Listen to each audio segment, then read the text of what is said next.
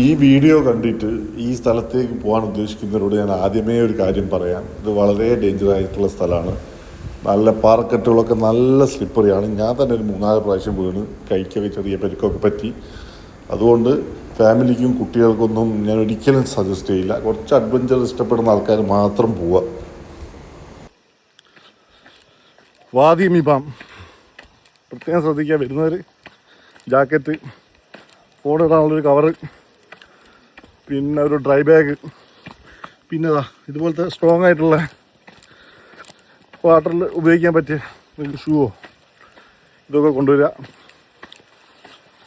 അത് അടിച്ചു പൊളി സ്ഥലമാണ്. നമുക്ക് മസ്കറ്റിൽ നിന്നൊരു 150 കിലോമീറ്റർ.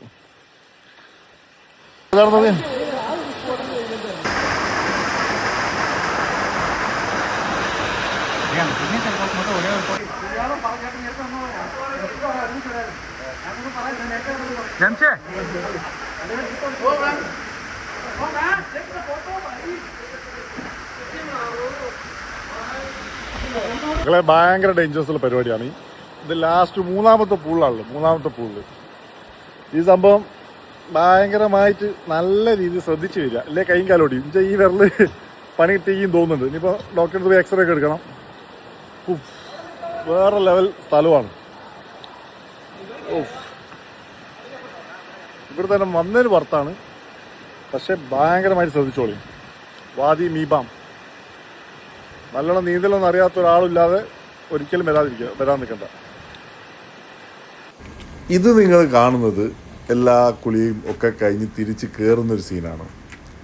വളരെ വളരെ ഡേഞ്ചറസ് ആയിട്ടുള്ള സീൻ. കാരണം വന്ന വൈകി തിരിച്ച് കയറാൻ കഴിയില്ല. അവിടെ റോപ്പൊക്കെ പിടിച്ച് കയറണം. ഭയങ്കര സ്ലിപ്പറും കാര്യങ്ങളൊക്കെയാണ്. അപ്പം ഇത് മൂന്നാമത്തെ പൂളും കഴിഞ്ഞിട്ട് ഒരു മലയും കുന്നൊക്കെ കയറിയിട്ട് പോകുന്ന പരിപാടിയാണിത്.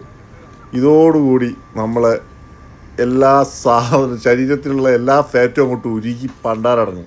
ഈ ഒരു കയറ്റത്തോടു കൂടി ചങ്ങലകളും ഇതൊക്കെ പിടിച്ചിട്ട് വേണം മുകളോട്ട് കയറാൻ.